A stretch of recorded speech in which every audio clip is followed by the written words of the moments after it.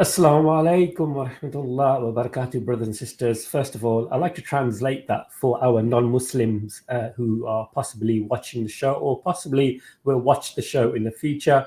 Assalamu alaikum basically means may the peace of God Almighty be upon all of you.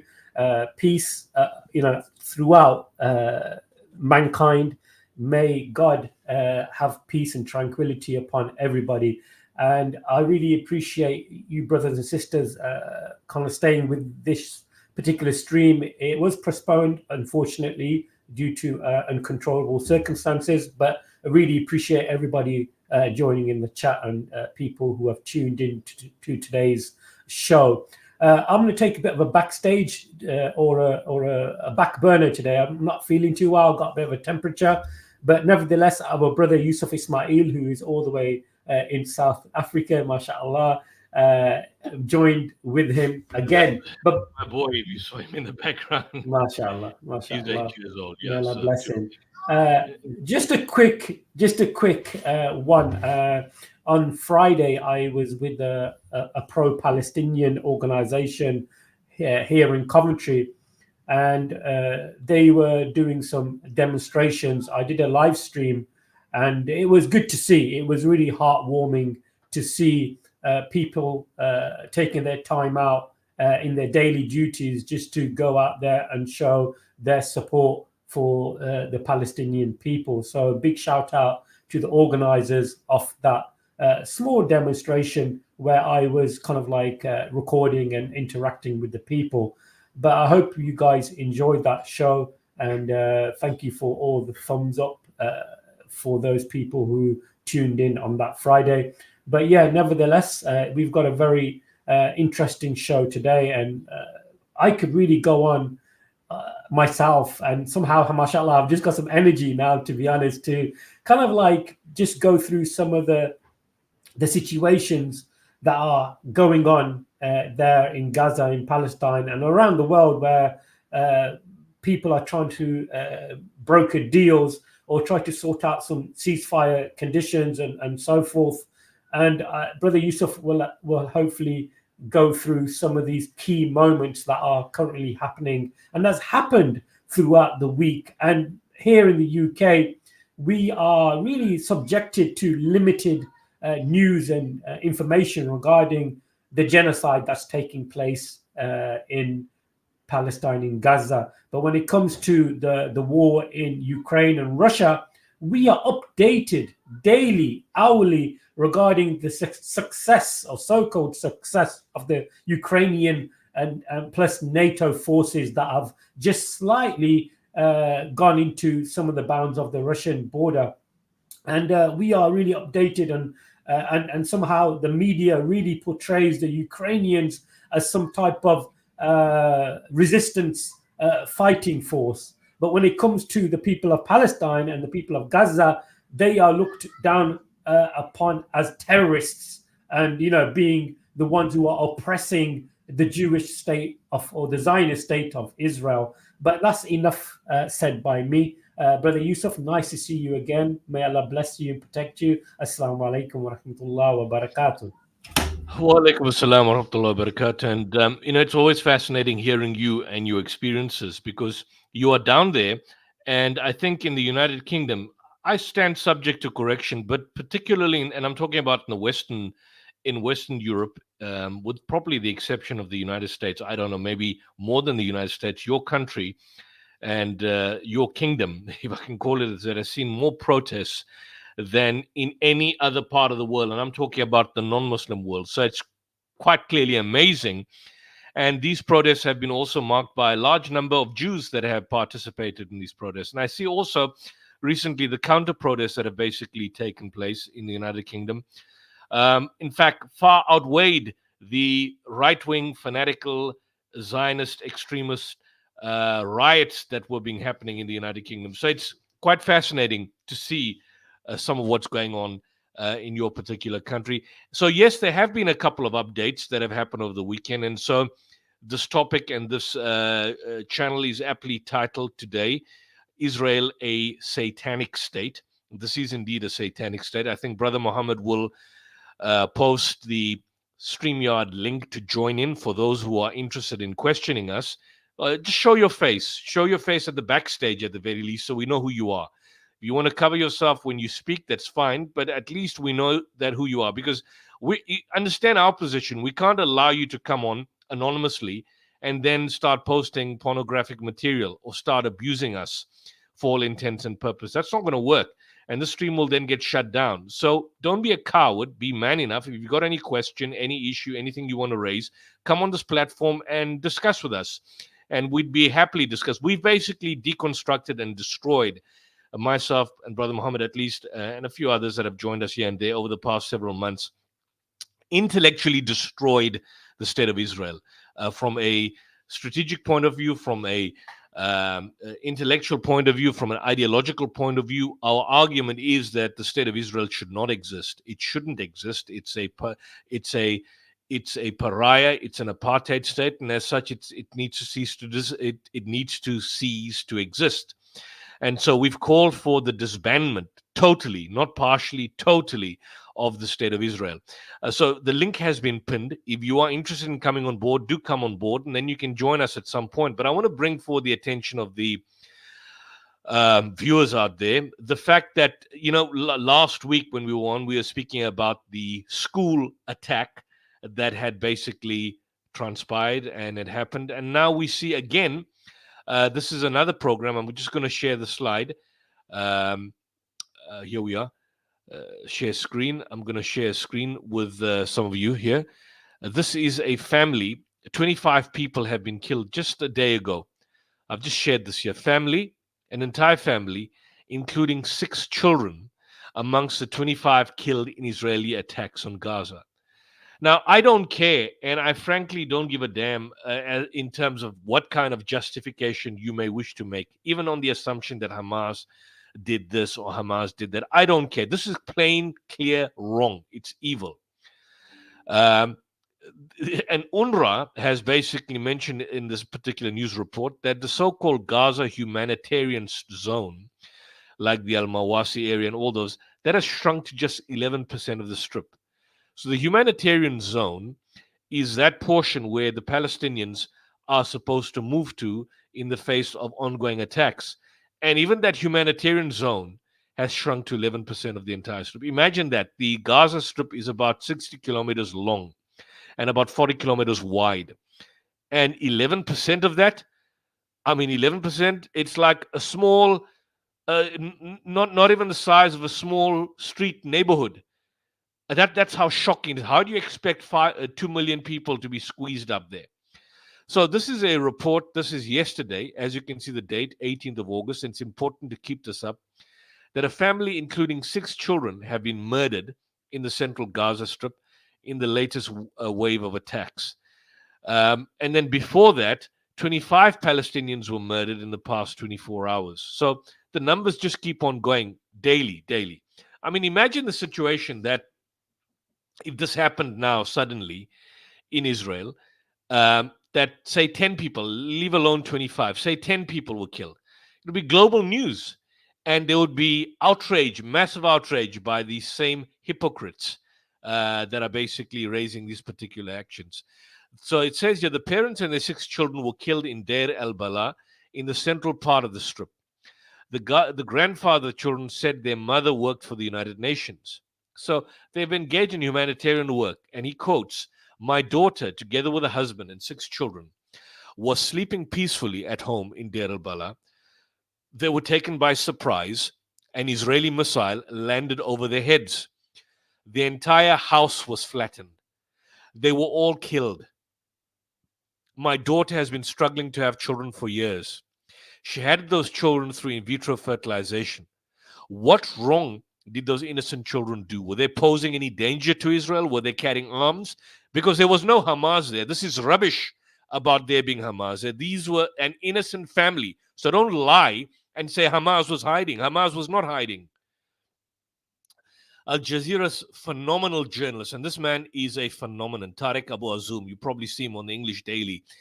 He reported directly from Deir el-Bala. He said 4 of her children were twins and they had been lined up together in order to be buried in cemeteries in this town. We have seen really heartbreaking scenes with dozens of bodies lined in the morgue outside Al-Aqsa Hospital. There has been a remarkable surge in strikes in Deir al-Bala where Palestinians were told to seek refuge. So they are told to seek refuge and they're killed. They are told to seek refuge and they're killed. More and more, the humanitarian zones have basically destroyed. And so, this also begs the question that if you are saying you're after Hamas, after Hamas, after Hamas, this kind of rubbish, I mean, you failed. You failed dismally, meaning in 10 months you failed to do anything against Hamas. If you're saying they are there, then it means they're still up and running on your rotten standards. And your only goal and the objectives are achieved in killing and murdering more and more Palestinians. This is the report. This is directly from the website. Israeli spokesperson Norbert Afichai Edelhi published the new evacuation orders to Beit Hanun, Sheikh Zayed, and some parts of Beit Lahia in an attempt to have a full military control of the northern parts of the north of Gaza and Jabalia. But I'm talking to you from Sheikh Zayed itself, and people here refuse to evacuate or move because they are tired of evacuating over and over. Exactly. They're tired of evacuating over and over and over and over. Evacuating, they go to another place, they are bombed. They go to another place, they are bombed. And they are telling that the Israeli forces is lying and there is no any safer place. And they took a lesson from a Tabi'in and Hamama school in the Gaza city. That's why they are preferring. I mean, look at them. These are some of the poorest people on earth, malnourished individuals. What's your excuse? Hamas, Hamas, Hamas. People are laughing at you. They are laughing at you. Those dirty Israeli apologists out there. We are laughing at you. We are laughing at your lies. I see your initial attacks against this channel was there. Now you've become more subdued. To stay here rather than moving and follow the Israeli orders. As you can see in the picture, civilians here still open their stores and still taking shelter in schools here in Sheikh Zayed and other parts of Beit Hanun and Beit Lahia. So this is the reality of the situation in terms of what you can see. And then elsewhere you have, again on the strip, Israeli aircraft bombed 2 apartment buildings in the Jabalia refugee camp. This is again on the weekend, killing 4 Palestinians. And late on Saturday, an attack near the southern city of Khan Yunis killed 4 more people from the same family, including 2 women, according to the Nasser hospital. And in the Nusayrat refugee camp in the center of the strip, 7 people were killed, including 3 children, according to Al Jazeera Arabic. So every day, every week, every month, there's more and more attacks. UNRWA, that's the main UN agency for Palestinian refugees, and they're the ones that made the point, as I've mentioned earlier, that the strip has shrunk to about 11%. This is on their Twitter feed. This is on their Twitter feed. They have these people. I mean, where on earth do these people go to? Where do they go to? Where on earth do these people go to? Explain. Where do these people go to? I mean, is there some place for them to go to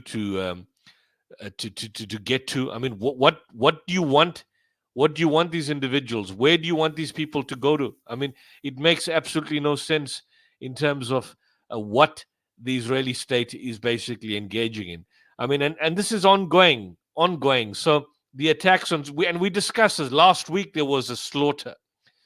About that particular school. People now have probably even forgotten that. Brother Muhammad, we spoke about that school. When was it? A week or 2 weeks ago, where they attacked that school, killing 100 people. But that was 100 people. To date, Israel has destroyed more than 500 Gaza schools in the past 10 months. Imagine that. I mean, look at the long-term consequences about this. What about education?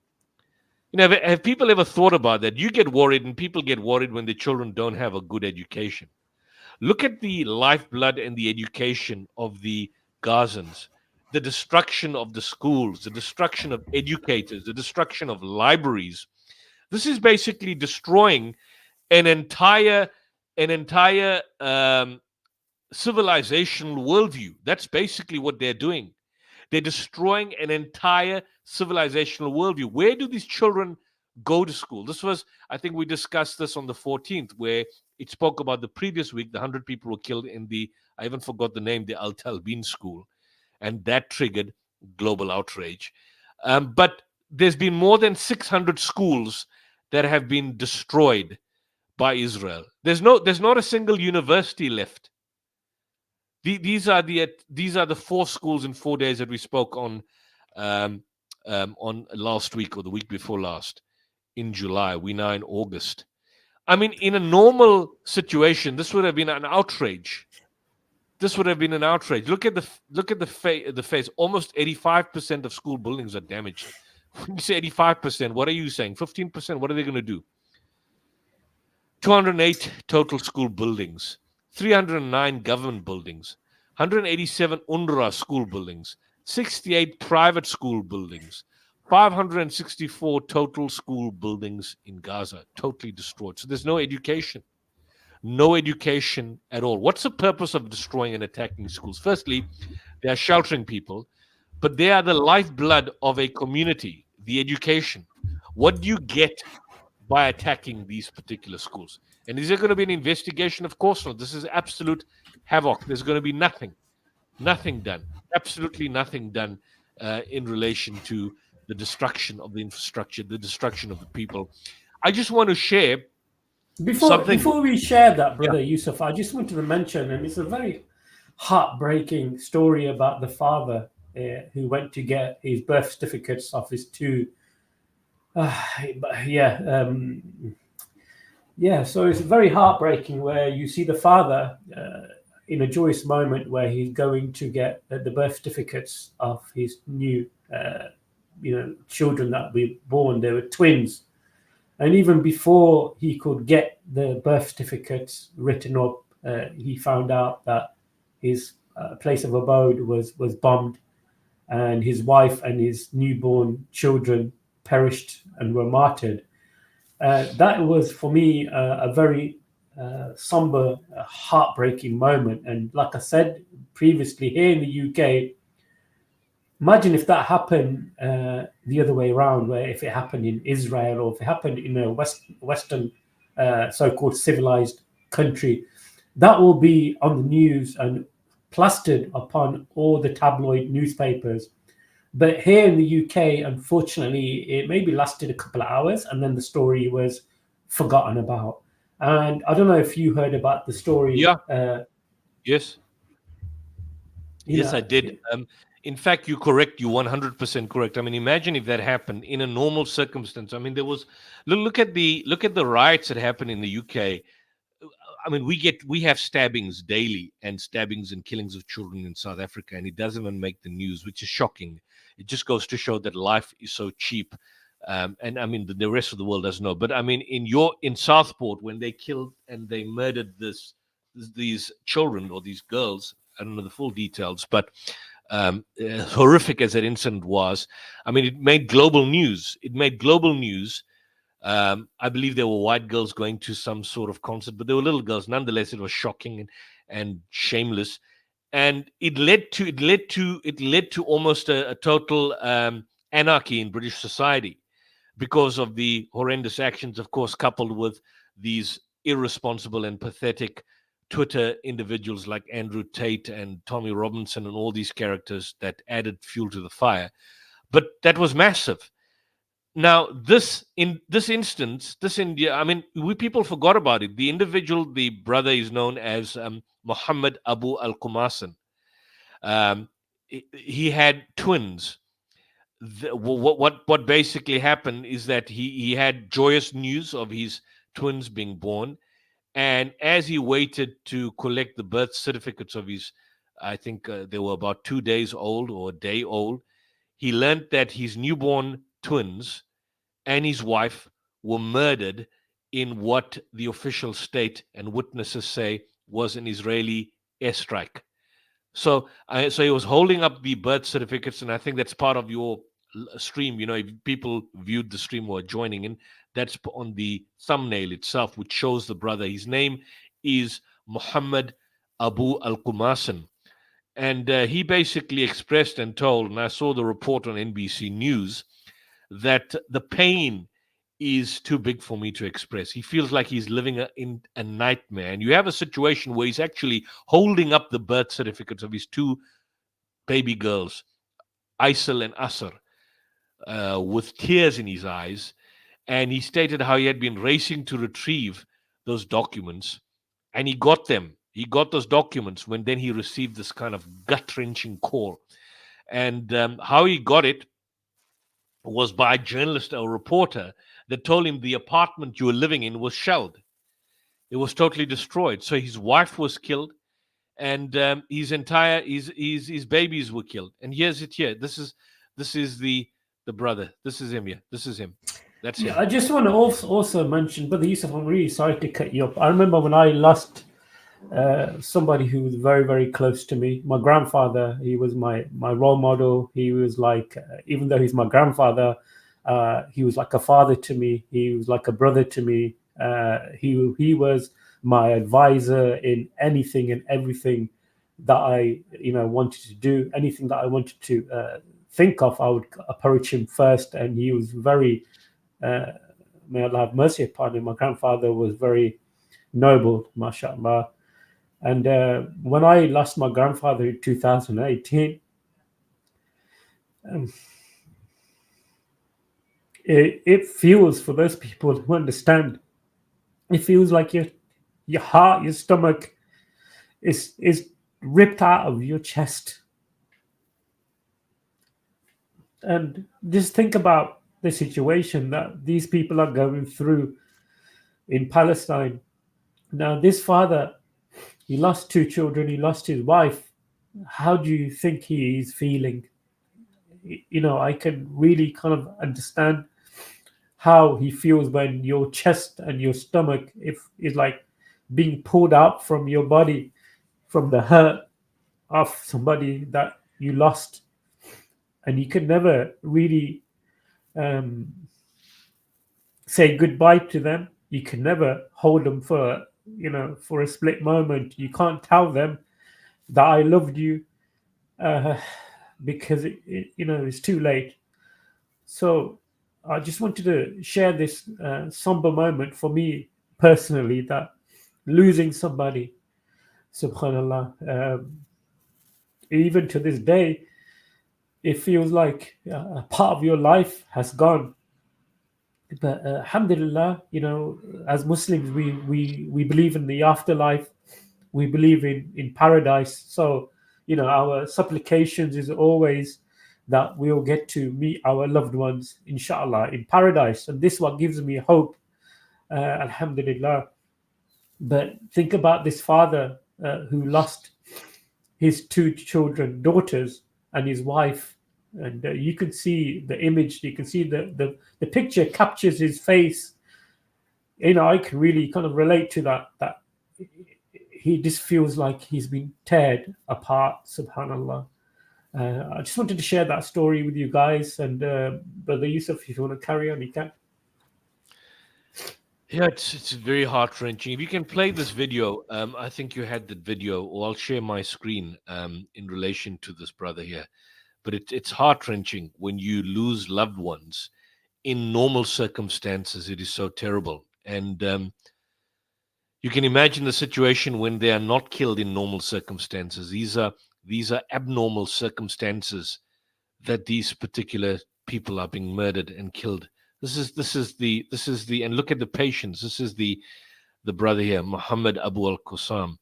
I'll expand. Can you make it bigger? Yeah, please. Yeah, we can play this here. This is him here.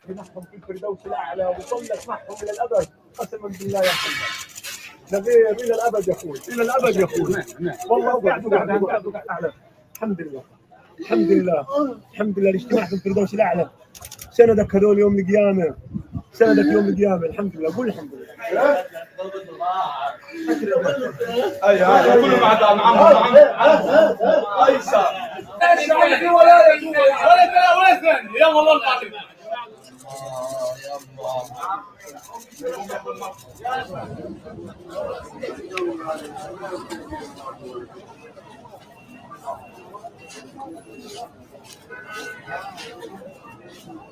الله أكبر.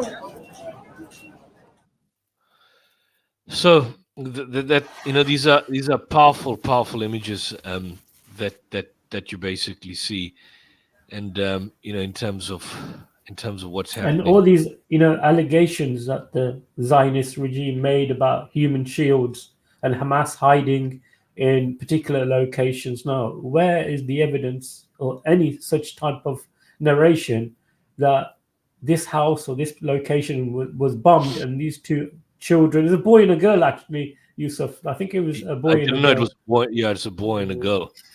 You're correct. This is the Yeah. report in the Guardian, and I mean it's shocking. This is another family here. This is look at this. Look at the wounds. Rahim Abu Hayya, a Palestinian who survived an Israeli attack that killed her entire family, cries. I mean, imagine this baby. Her entire family is killed. And I mean, we talk about killing as it in such a loose term, just by numbers. But what about the psychological impact? Because what about the orphans? Thousands and thousands and thousands of orphans. You had an entire family. The UN estimated in February that about 17,000 children were unaccompanied, and the number is likely to have grown. Meaning, these people, these children, and these are not people just under 18, which could be teenagers. These are kids this age, yeah, this age. And in this instance here, the Abu Hayya family, they were sheltering in an area that Israel had ordered people to evacuate in recent days. One of several such orders had led to thousands to seek shelters, and they've got the audacity. This is basically Associated Press and the Guardian, which stated people have ignored the evacuation orders, but the reality is that they've nowhere to go.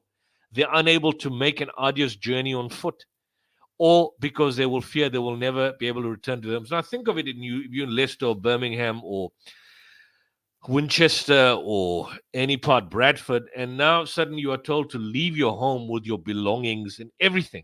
You just take the bare necessities and leave. How many of you could do that? I mean, psychologically, you'd stay behind and hope that, look, maybe nothing will happen. But I mean, look at these people. Where do they go to? Because even in the area where they are told to go, they are destroyed, they are murdered, they are butchered, they are humiliated. They are raped. The women are raped, as we saw in the report by B'Tselem 2 weeks ago, where Israeli women are repeatedly raped by Palestinian children. I mean, Israel is like an abusive wife or abusive spouse, abusive husband, where they abuse the wife, gang rape her, get other people to gang rape her, and then basically they play their victims of domestic violence.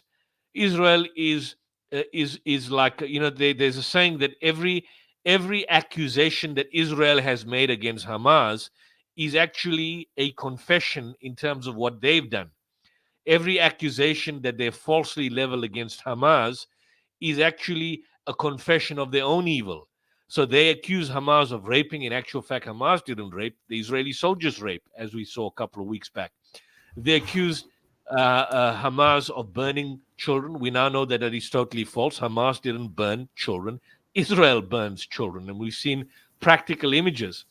They accuse Hamas of shooting dead children in cold blood. That never happened. That was fake news. That was false. It is basically Israel that is shown to be killing. And I want to share something with you before we move on. You remember? Do you know the narrative about Yeah. recently? There's a narrative. Sorry, Yusuf. There is a narrative where the Israeli army are actually dressing up Palestinian captives as Israeli soldiers and using them as human shields. That is also being exposed now by an ex-veteran of the IDF army, where he has come out and mentioned that what the Israeli army have been doing have been getting uniforms and dressing up the Palestinian captives as Israeli soldiers and then using them as human shields. Now, brothers and sisters, this is why in the Quran, Allah says that they plan, but Allah is the best of planners. Now, everything that the Israeli army mentioned and pointing fingers at the Hamas or the Muslims is actually collapsed. And now it's coming out that Israel are the ones who are killing children, burning children, raping men, raping male prisoners. And we've seen that. We've seen it on the news. It's horrific. Raping of women. This is the article. Sorry, Put it up, Yusuf. When you while you put go it. through. Oh, go ahead.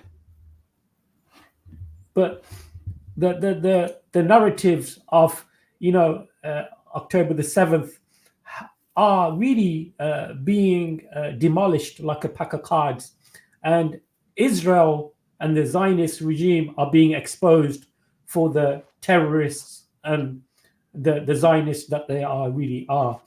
But what really hurts me also is the fact that a lot of the Muslim community, I'm on about the general awam, the population, they are still too busy with their daily dunya lifestyle, and they don't want to kind of like rock the boat and say anything. When will the Muslim communities stand up? When I was there on Friday at that particular demonstration in Coventry, overwhelmingly, majority of the people who were holding the Palestinian flags were non-Muslims. Majority of them were English people. And where are the Muslims? I really want to know, where are the Muslims? Yusuf, carry on if you want to, inshallah. Yeah, no, that is true. Where are the Muslims? Where are the Muslim community? Where are the Muslim leaders? Where are our Muslim rulers? Where are our Muslim alims? I mean, speak up. I mean, talk, discuss. I mean, you're engaged in your own wrangling. Where are these? These what they call. Mariam Francois calls some of these people in the UK these Dawa boys. Where are they? Where are they? Why is it that this is not part of your discourse when there's open slaughter? You have laugh, you giggle, you have other programs and platforms and shows. Where are all of you? Where are you and what you're doing? And just to bring and emphasize the point that you're making here, if I could probably just increase it. And I'm glad that you brought this for my attention. If I can probably just, I don't know if I can expand this. Yeah, here we are. If I can expand it here, if you can probably see it more closer. Basically, you have a situation that is now established that Israeli forces have been using civilians as human shields against possible booby traps. So the booby traps are set up. So what they do is that they take these civilians and they use them as human shields. And how does it go? Let's go to, this is a Guardian report. All those that are making the accusations, every accusation that you make against Hamas is actually a confession of your own crimes. Here's it here. Israeli soldiers are using Palestinian civilians as human shields in Gaza to enter and clear tunnels and buildings they suspect may have been booby-trapped. And it says here, the practice was so widespread across different units fighting in Gaza that it could in effect be considered a protocol. What is a protocol? A protocol, said Nadav Wyman, the executive director of Breaking the Silence, a group founded by Israeli combat veterans to document military abuses. The group has collected testimony describing the practice from veterans of the 10-month war. The accounts have matched those reported in an investigation by the Haaretz, which claimed that the chief of the staff's office was aware of the practice. So it's official command responsibilities. The senior ranks know about it. Our lives are more important than their lives, Haaretz quoted commanders telling their soldiers. The practice is said to be so routine, so common, that Israeli soldiers have a name for the human shields, who are referred to as shawish, an informal slang for low-ranking soldiers, and the process was described by several witnesses. And here's the important thing. Palestinian civilians, not Hamas, mostly young men, are picked up by Israeli soldiers, dressed in Israeli uniforms, then sent into tunnels and damaged houses ahead of Israeli soldiers, forces. Their hands are tied together and a camera is attached to the body as they go in. Palestinians are told, do one mission and you're free. What free? What freedom are you talking about? Do one mission and you're free. What freedom are you talking about when you're still blowing the entire neighborhoods up? Afterwards, the men are reported released to join their families, where they are then blown up. They're blown up because their families are being killed. Underlined to the soldiers who spoke to Haaretz that there were civilians who did not pose any military threat and had been detained only for clearance operations. How sick is this? How satanic is this? That's why I said Israel is a satanic state. Footage of Palestinian civilians, including some in IDF, being sent was obtained by Al Jazeera and broadcast in July. So this is now.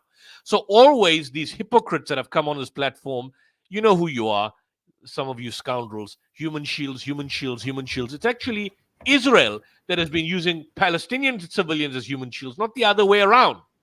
Not the other way around. One soldier had been told Palestinian civilians were being used to replace dog units that searched for explosives because too many dogs had died, he added. So, dog is a creature of God. It's a creature of Allah, but they treat these Palestinians worse than dogs. So they're more concerned about dogs dying than Palestinians.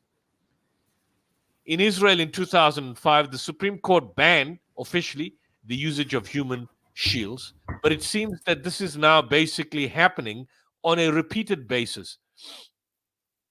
The orders and the directives of the IDF prohibit the use of Gazans captured as human shields. But the problem is, why are they doing this? The reports of the Israeli Defense Force using civilians as human shields come after the Israeli military has repeatedly justified attacks on civilian targets by alleging Hamas uses them as human shields. So how can we say that kind of thing after we're doing this, after we're taking Palestinians as human shields? How can we say that? This was the report in the Guardian. This is the Haaretz report. Look at the Haaretz report. This is a Haaretz investigation. And the Haaretz report, Israeli army, this is an Israeli newspaper, uses Palestinian civilians, not Hamas, as human shields to inspect potentially booby-trapped tunnels in Gaza. And what's the justification for that? What do they say? Here's it here. Here's the justification. Our lives are more important than their lives. Gazans not suspected of terrorism are detained and sent as human shields to search tunnels and houses before IDF, even though IDF states that this particular practice is forbidden. So this is the point. This is in the Haaretz newspaper. The Haaretz newspaper. And I mean, coming to this, where as Brother Muhammad cries out, where are these Muslims? Where are Muslims? Why are Muslims not speaking out more and more against us? Our religious leaders, the political leaders in the Muslim world. I mean, there's a lot to be said about whether they're Islamic or not. But where is the deathly silence? Where is Iran that's been talking so much, that have had assassinations? And they basically, Iran was being portrayed as a bulldog all this time, but now it's becoming more and more like a kind of a fox terrier. Barks, woof, woof, woof, woof, woof, woof, but can do nothing. This is the point. I mean, so it's no different from Saudi Arabia and Qatar and all these other countries. No different. You talk a lot. It's more bark than bite. If you had that level of bite, people would respect you more. And this is the problem that we've got. The Muslim leadership has failed. The political leadership in the West has failed. The Muslim community, what are we doing? We are involved in our own little narrow discourse. I mean, the online Muslim community. I was looking at a report about the fact that, people go to some of these channels and they've got 1 million subscribers, 2 million subscribers. And the perception out there is that, look, these are the authentic voices. When in reality, that's not the case, because the online community or the YouTube community, if you got a major YouTube channel, it doesn't make you an Islamic scholar. I mean, the vast majority of Islamic scholars out there don't have YouTube channels, genuine Islamic scholars as such. They're not on YouTube necessarily engaging in these kind of polemics that you see online. But I'm saying that if you've got these major channels, be that as it may, why not use them effectively? You use them for purposes of refuting other Muslims. You use them in attacking other people. You get bogged down into issues of Aqidah and all of that. Why don't you use them for the proper purpose, for what it's meant to be in terms of what's happening on the grassroots, on the ground, holding your leadership accountable, like you see here in these particular areas where they hold individuals available, they hold people accountable. Some of these Western journalists are holding people accountable on this particular. I want to share something here. You remember Hind Rajab? Hind Rajab was murdered. Bullets were riddled, and the situation is as follows. This is basically what happened. I want to share this. The screen in terms of what you can see. This is where a journalist has been questioning the State Department. Have a look at this to see how people have to be repeatedly kept on check. I want you to share this and have a look. I'm going to open the screen and just listen to this particular thing. 200 days and still no justice for him. Is it on your screen, Brother Mohammed? I'm going to expand this. Here we are. This.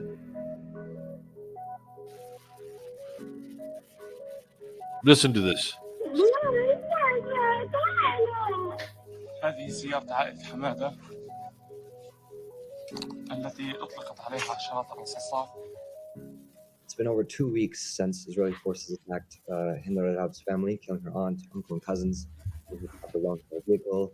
We heard her pleas to the Red Crescent Society. 2 medics were sent, all to be blown up allegedly by Israeli forces. I wanted to ask about the status of the inquiry into this. So I think that question is appropriately directed to the government of Israel. I will say on behalf of the United States, we have made clear to them that we want that incident to be investigated. They have told us they are investigating it. It's our understanding that investigation is not yet complete. You should direct questions to them about where it stands, but we want to see it completed as soon as possible. And as I said from this podium several days ago, if accountability is appropriate, we want to see accountability put in place. Any updates on Hind al-Arab's, the investigation in the killing of Hind al-Arab's family and the paramedics sent to save her? I don't have an update. My understanding is that the investigation is ongoing. So I'm wondering if you have updates on not just the investigations, but actual accountability measures in response to these. And if not, how can this administration's approach of relegating things to months-long investigations while not changing policy, all as thousands more are killed, be a justified approach? Investigations in some cases take time. You heard me a minute ago say we want them in every case to be conducted swiftly, but not at the expense of thoroughness. So we will continue to press for not just full investigations, but when warranted, all appropriate accountability measures. Secondly, it's been 101 days now since Hind al-Arab, her family members, medics sent to save her were killed. So first question related to that is there an update on the investigation into that attack? I don't have anyone. I'm happy to go back and get you the latest. Okay. Is there an update into this investigation? Let me get you an answer on that and come back to you.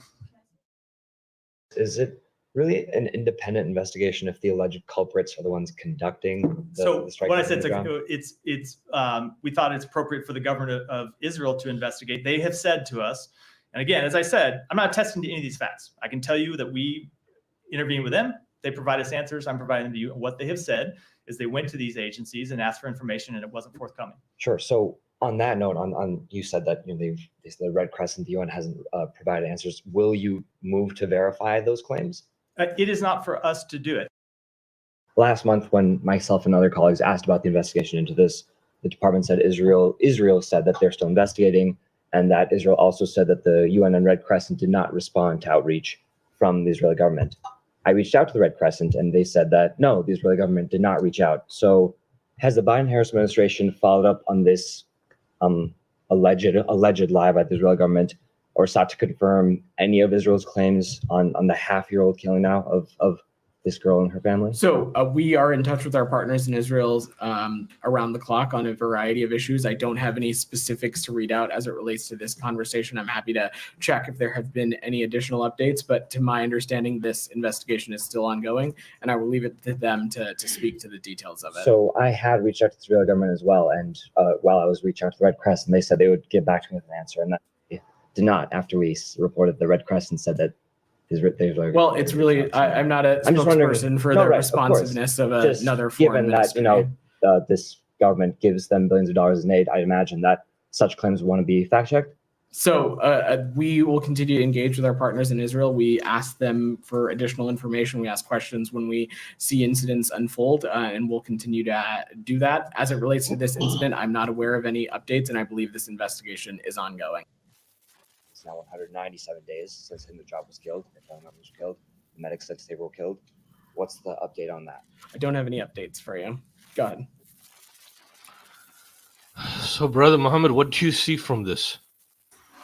I think one of the brothers just put a comment, and I just want to echo his comment there, Brother Dawood. Just say you don't care. Just say it. You know, these people are on these platforms, these podiums, no answers given. And it was very heartbreaking when you played the audio off when, you know, the phone call was made, you know, to the agencies. She was in the car. The vehicle was riddled with bullets. She was the only survivor. There were bodies all over inside the car. And she made the phone call, and it's very heartbreaking, subhanAllah, that, you know, the call handler just asked her to recite Surah Fatiha, to recite the Quran. And how brave she was, subhanAllah, that she, you know, recited Surah Fatiha. And that's a young girl, a young child. You know, imagine if that was us, subhanAllah. Imagine if that was us. We'll be saying, what would we have done in that situation? You're in the back of the car. Your whole family is being shot to pieces, and you're the only survivor, and you're calling for help. And the aid worker who takes the call asks you to recite Surah Fatiha. And she recites Surah Fatiha. And then, of course, a moment later, she was murdered by the IDF. And it's heartbreaking, Yusuf. It really is. And it really is. If there's anybody who wants to come on from the Muslims and non-Muslims, the link has been pinned. You are most welcome. Yes, it's here. I want people to listen to her, those who haven't seen this before. That's it there. Let's basically expand this and let people hear what she's saying.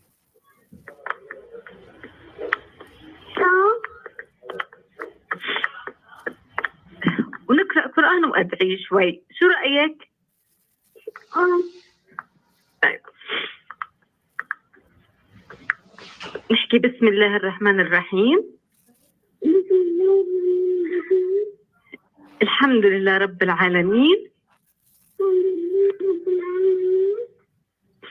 الرحمن الرحيم مالك يوم الدين إياك نعبد وإياك نستعين اهدنا الصراط المستقيم صراط الذين أنعمت عليهم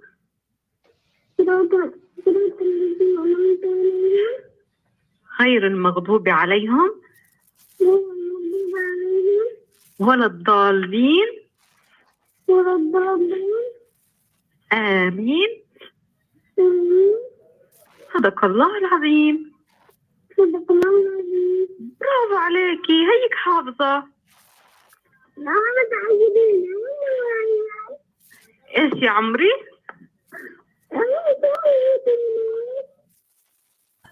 That is just heartbreaking, it really is.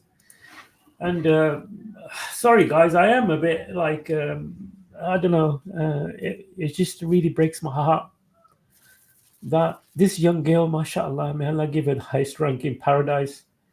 She's in the back of the car, and her family has been massacred, murdered by the Israeli army. They weren't human shields. They weren't Hamas fighters. They were just a family. And she's the only survivor. And she makes the call to the crescent, Red Crescent. And mashallah, even the call handler, you know, how she dealt with this particular situation. She was breaking down. The call handler was also breaking down. You can hear her voice. You can hear her voice. Because she knew the inevitability that these Israeli dogs were going to murder her. She knew what was going to happen. And this poor child, I mean, you know, when I listen to some of these people at the beginning, the commencement of this, some of these major YouTube figures, which some of our dawah YouTube channels had the audacity and nerve to give platform people like Jordan Peterson. I mean, why would you want to give him up, unless of course you want to debate him and expose the backwardness and rottenness of his ideology? Why give them a platform on an equal level? Jordan Peterson, as an example, one of the first people when this happened after October 7th, his immediate response to the Israelis was, give them hell, meaning the Israelis must give Gazans hell. Tate, for example, people were lauding him immediately afterwards, and this was pointed out by, I think there's a brother in the UK, he runs a news outlet called 5 Pillars UK, Hussein, and he pointed out that, in analyzing Tate, that, Tate was making the point, there's no good guys and bad guys. That's only in the movies. So you can't talk about good and bad when it comes to Israel and the Palestinians. Wrong. You're just plainly wrong. You're ignorant of the actual situation. And I think basically what's happened is that, Brother Muhammad, your channel, we've been vindicated by a lot of these things that we've been saying for years. The Human Shields lies, the lies about the mass rape, lies about the beheading of babies. All those accusations have been debunked. And week after week, day after day, month after month, we are seeing the slaughter happening before our very eyes. And people are doing nothing about it. And that's why the ceasefire deals are guaranteed to fail. And Israel is basically wanting it to totally collapse, because if it succeeds, it'll be the end of Netanyahu. It'll be the end of the regime. It'll be the end of the state of Israel for what it's worth in the modern connotation and context in terms of how it appears. So I don't know if we have anyone in the chat that wants to come on board. But if not, basically we can call it a day, and then have a session again in the future, inshallah. Yeah, so the link, yeah, absolutely. The link has been pinned. If any Muslims and non-Muslims want to come on, all we ask is that at least the backstage, I think only I can see your face. Put your camera on for a couple of seconds so we can verify you, and then you can freely come on to the main platform, but you can turn your camera off, if you want to.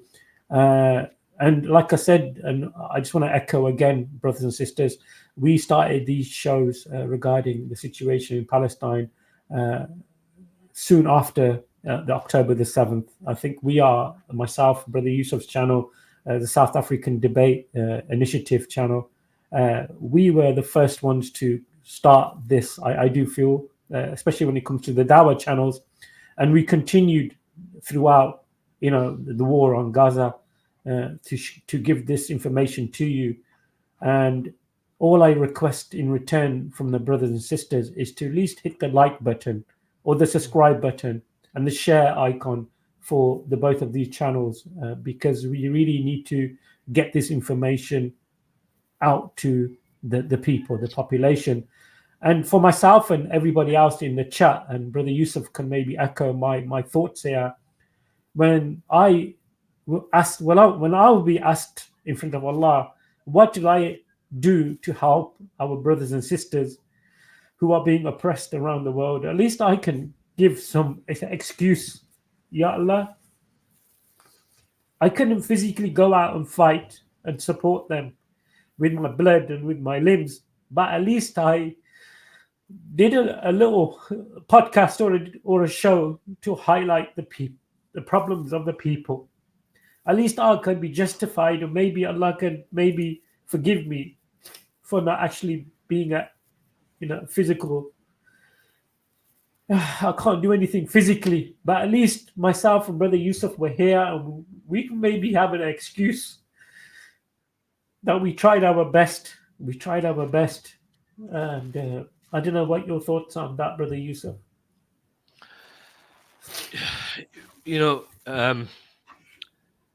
I'm sorry, Yusuf. I'm a bit emotional today. I do forgive me.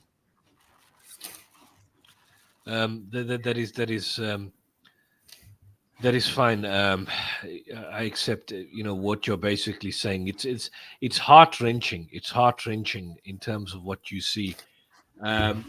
Surah Nisa basically calls for people to fight.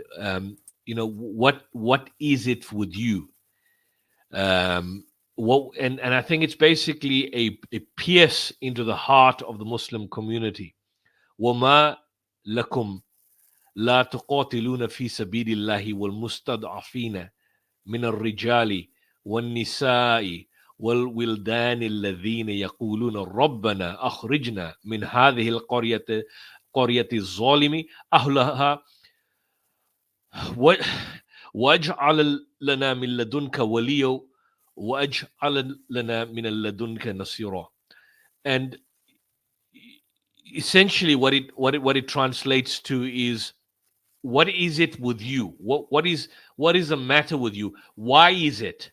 This is a question. Why is it that you do not fight in the cause of Allah and for the oppressed men, women, and children who cry out, our Lord, deliver us from this land of oppressors, and appoint for us a savior, appoint for us a helper, appoint for us someone that will liberate us, appoint for us a liberator out of your grace.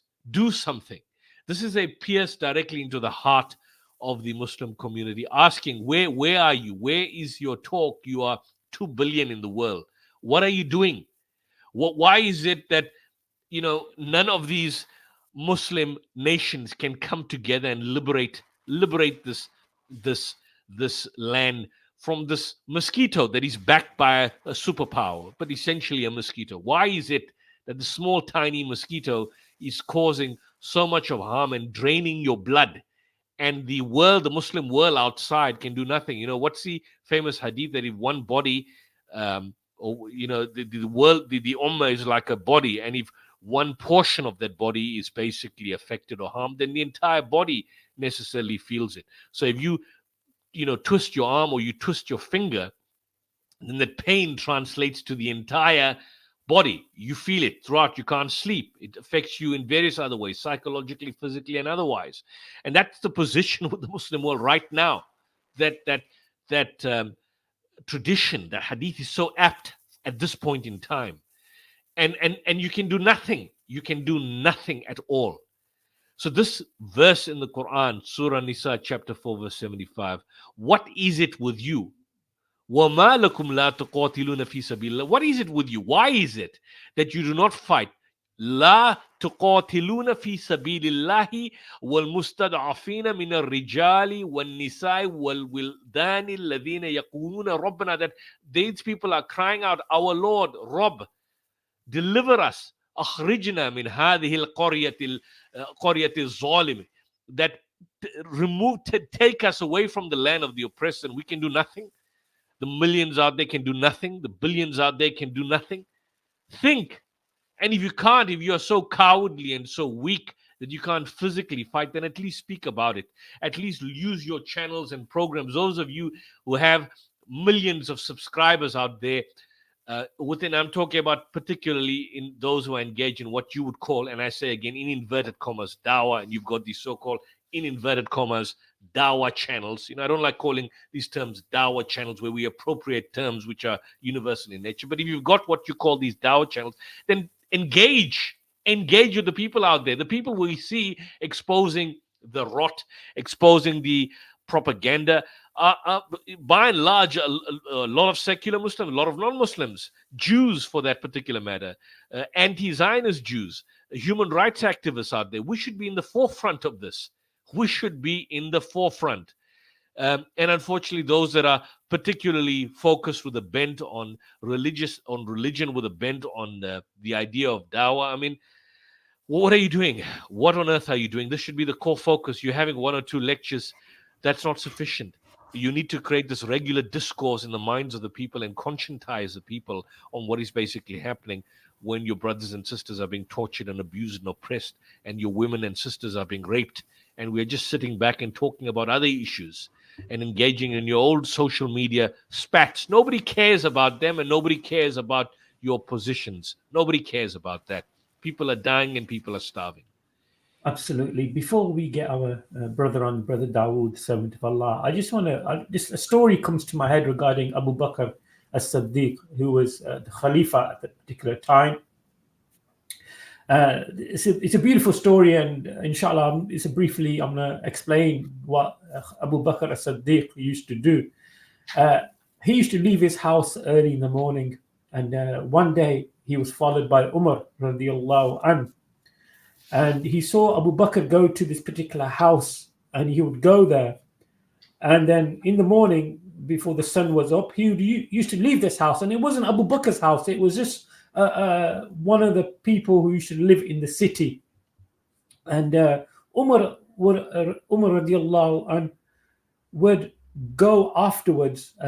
He would go and knock. He actually went afterwards after a certain amount of time. And he knocked on the door. And an old lady opened the door. And she was old, she was frail, and apparently she was blind. And he asked the old lady, you know, the visitor who comes to you at night and leaves early in the morning, do you know who he is? Who is he? She said, I don't know who he is. May Allah reward him. But he comes and he cleans my house. He swaps my clothes.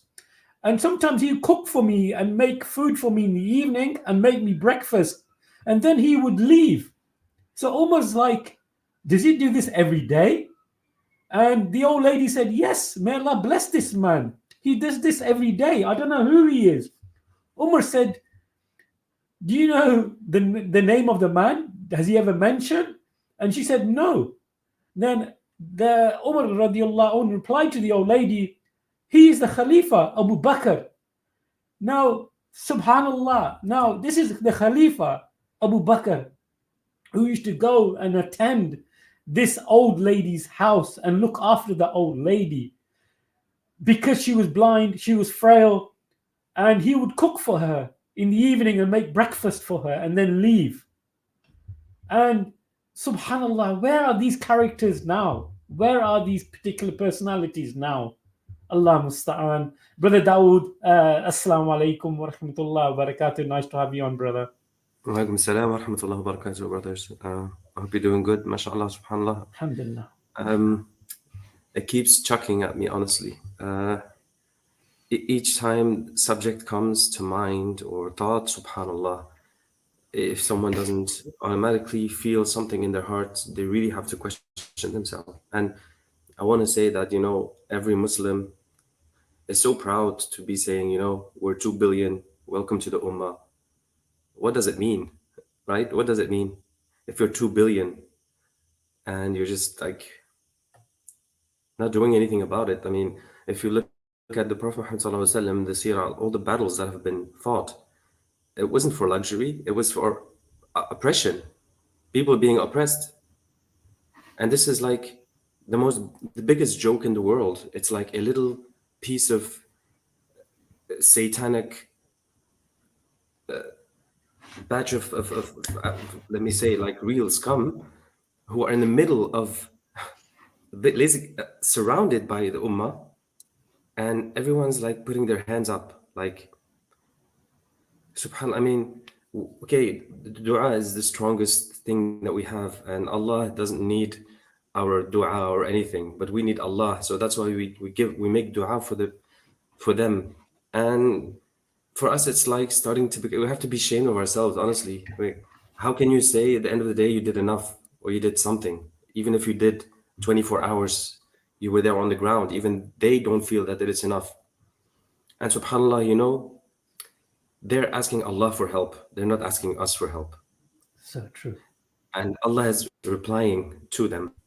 SubhanAllah, if you hear the phone conversation of that little girl in Bright, SubhanAllah, you know, when she was reciting, the fear was not there anymore. It's like Allah took it away.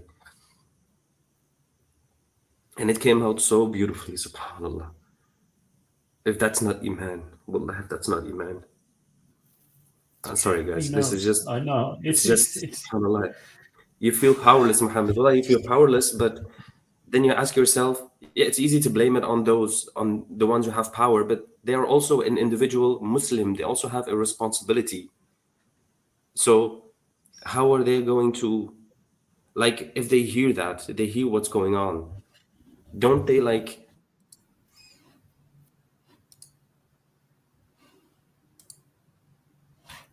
Brother, does it have to be now? This is what happened now with the desensitization of the Ummah. It's not just, subhanAllah. Jazakallah khair, Brother Dawood. And I am really surprised. Actually, I'm not surprised that no pro-Zionist or pro-Israel have actually joined the stream. You can't defend it anymore. You just cannot defend your stance anymore. Initially, when we started the streams, we used to have some crazy fanatics with some crazy thought processes and some pervert ideologies. Where are you now? And if you want to come you've on, sent out the link to them, haven't you? I'll put the link out. We have people in the chat who comment. We have people like this. Look at this.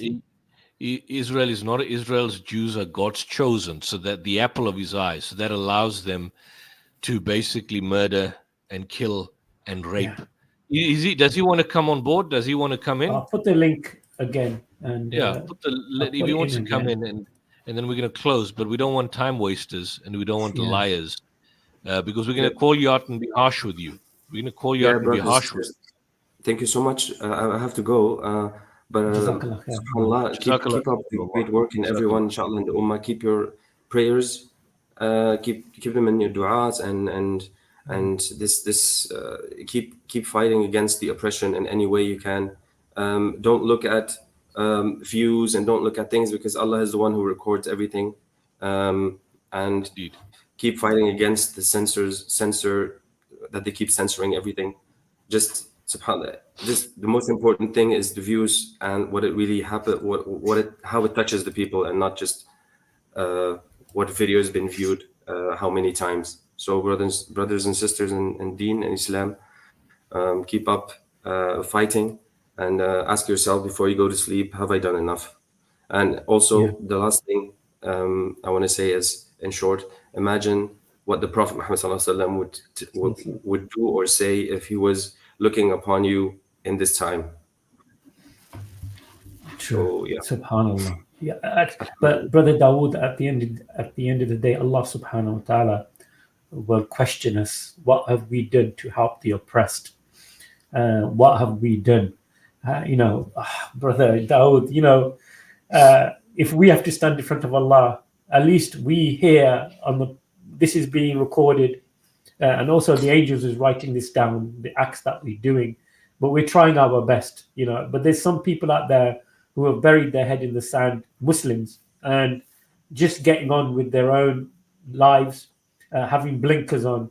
I don't know what their situation is going to be, and when they have to stand in front of their Lord and be questioned. What did you do?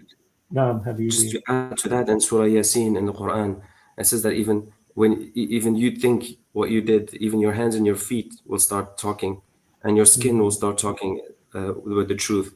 You can say that you did this or that to comfort yourself, but the truth will come out, and it will basically say the truth, so you can't escape from it. So don't even try, right? Don't even try. Subhanallah.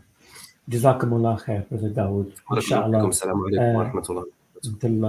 Thank you for your support, Brother Dawood. MashaAllah, he's been a mashallah supporting this channel. He was also our host at one particular time, and you are always, of course, welcome to be a major part of this channel. And there are a couple of people in the chat who've just joined us. If you are a non-Muslim, I have put the link again in the chat. If you want to come on, share your thoughts regarding the conflict in Gaza, the genocide, we would love to hear your stance against or for. So if you just want to be a keyboard warrior, continue being a keyboard warrior. So we're going to give it a couple of more minutes. If you want to join, you can. And final words from me regarding to promote this channel is, please, brothers and sisters, hit the like button, the subscribe, and share onto your platforms. And I don't know if I'm a bad host or Brother Yusuf's a bad co-host, but we don't have many people watching these podcasts. But when it comes to entertainment and debates, you have thousands of people watching them. But when it comes to highlighting the problem of the Muslim Ummah and the genocide, we have a handful of people. And it's concerning. And to me, it kind of shows the hadith of the Prophet ﷺ that Hudhayfa ibn Yaman asked the Prophet ﷺ, will we be many in number? And the Prophet said, yes, you'll be many in number, but you'll be like the fluff or the scum on top of the ocean. And nations will come and eat from you like they're having a barbecue or a banquet. They will take whatever you from you, the ummah, but we'll be many in number, but we'll be weak. And this is unfortunately the situation, is because we'll be the narration goes is that we'll be like chasing after the tails of cattle, that we'll be chasing, for the dunya, and we'll love this world too much. And this is the situation of subhanallah, the ummah, unfortunately. May Allah guide us, may Allah bring us back to the original, mashallah, the original first three generations of the companions. May Allah bring us back to the tawheed of Allah subhanahu wa ta'ala. And this is the situation. But if you want to come on a couple of more minutes before we close the show. Whilst we wait, so sorry for the interruption, but whilst we wait, I just echo every single thing that you're saying, that people want, I don't know, culture of celebrities or whatever it is, but it seems to me that, there's a saying that small minds discuss people, and people enjoy discussing other people's personal lives. This person did this, that person did that. It's far more entertaining as opposed to real hardcore issues, and of course things that are on the ground. And people wish to be buried and have their heads in the sand. That's their business and that's their prerogative. We've been sharing information and material even online. There is an excellent website for those who want to keep up to date with the latest information. Get in contact and have a look at this. This is a fantastic website which is done by Ali Abu Nima. It's called the Electronic Intifada. Phenomenal website that I urge everybody to look. We've been sharing a lot of material with you in recent months. This is a fantastic website, the Electronic Intifada. There's various opinions and analysis that's basically various contributors to this particular program. The various features, there's various reviews, there's blogs by different individuals. There's Ali Abu Nima, who is the individual that is behind the website. He's followed by various other journalists, high-profile journalists. These are the journalists: Maureen Claire Murphy, Asa Wustanley, David Cronin, Michael F. Brown, Nora Barrows Friedman. She's Jewish, by the way. That's her, Nora Barrows Friedman, staff writer and associate editor, Electronic Intifada, the author of In Our Power, U.S. Students Organize for Peace. You've got John Elmer, Jewish. You've got David Cronin. I don't know if he's Jewish. You've got Elmer, who's Jewish. You've got Asa Wustanley, who's in the United Kingdom.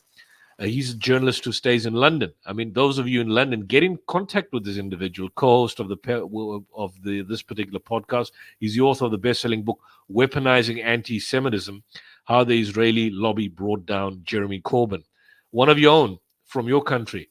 I think David Cronin, if I'm not mistaken, he's also based in the United Kingdom. His book is called Balfour's Shadow, A Century of British Support for Zionism in Israel, Europe's Alliance with Israel, Aiding the Occupation. These are the people that are doing work on the grassroots levels. They're not Muslim. I mean, Muslims should be there. Muslims should be there. Maureen Claire Murphy, she's a recent senior editor of the Electronic Intifada, also based in London. I mean, you guys have got the cream of the crop in terms of people who are exposing the genocide. And of course, Ali Abu Nima from the United States, a co-founder of the Electronic Intifada, and the phenomenal host, that's the brother there, who's based, and Germany is threatening him with prison for this talk on Palestine. There's an arrest warrant, but these are fine folks, fine individuals that give you the latest updated material and news of what is basically happening. Yeah, torture survivor finds corpse of his 4-year-old son. I mean, there's so much happening. So much happening. Will it be ever safe to return home? The Abu Khattar family was overjoyed when they found their home still standing, but the joy was short-lived after it was destroyed. Further demolition set to further escalate. Israel increases restriction on Haram al-Sharif, and so on and on. So have a look at this website, get the material. you go to the electronicintifada.net /news, and it brings you to this fantastic website. And there's other material out there, books we've shared, individuals we've shared. It's time, and it's appropriate that people get involved and share this material out there. And those of you out there who are regulars at Speaker's Corner, take some of the material and share it out. Speak out against it. There's not much going on out there. Share with people out there in terms of what is happening in Gaza. Expose the Israeli genocide. Expose what is happening. And, of course, create that discourse within your own communities. That's what we've been I did reach out to them on Facebook. I reached out to quite a few people on Facebook and Twitter, especially people who've been guests on George Galloway's show called The Moats. I've been reaching out to many people on X or whatever, Twitter. But maybe everybody's busy. I am in contact with Ali Abu Nima, but he's been bogged down, as a lot of these people are, with their own particular programs, and so he doesn't come too often. He even turned down Piers Morgan, by the way, and that shows that he's busy as well. But let's see how we have more guests, more engagements on the subject, and if there's no one there, we can call it a day and just pray again for the Palestinians. Inshallah. May Allah make it easy for all of us, especially the brothers and sisters being oppressed around the world, even in Palestine, of course, Pakistan, Sudan, Somalia, all over the world, the Muslims are being oppressed. So we need to continue with our supplications, never give up hope with the mercy of Allah subhanahu wa ta'ala. Never give up hope. Always think good, be positive. And this is the way I would like to end the show, that I don't, even since the war started, I never ever thought that the people of Palestine or the people of Gaza will give up. They will continue to fight, and I can't see them losing the fight. I cannot see that. Even though we're seeing genocide taking place, I can never see them losing the war in Gaza. Subhanallah. And it's going to be nearly a year now, brother Yusuf. I'm sorry, I know I'm keeping this you longer, but with all the might of the Israeli army and other forces from other nations being involved in this genocide, you still see them fighting, brother Yusuf, mashallah. You still see them fighting back and not giving up hope. Even though they're being moved around, they are still resisting. The resistance is powerful, and they're in sandals, and they have no weapons. Yeah. They have very infantile material, but they're taking apart the Israeli military. Yes. The resistance should continue. We need to support the resistance at all cost. MashaAllah. Final words to you, brother Yusuf. Thank you for joining me. I'll leave it at you. Thanks for again having these programs, and we will continue to have these programs where we will continue to expose Israel as nothing less than a satanic state, an evil state, a genocidal state, a state that needs to be disbanded. We don't make quotes shame about this. It needs to be disbanded once and for all. I want to play this video before we do end the show. Is the video that you sent me regarding some of the survivors that were rescued from the building that was bombed. If you don't mind me, and then we can end the show. So Bismillah.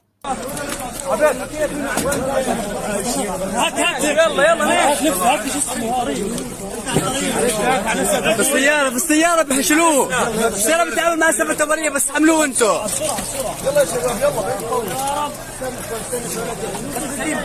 كريم كريم تعال. افرد يا عمي يا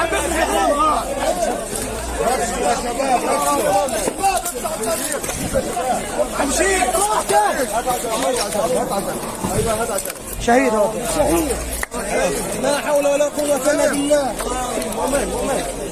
شيلوا شباب. Yusuf, that is subhanallah. الحق تتعامل معه بسرعة يا محمد. I do apologize, brothers and sisters, if you're watching this. I know it's quite, but this is the realities of war.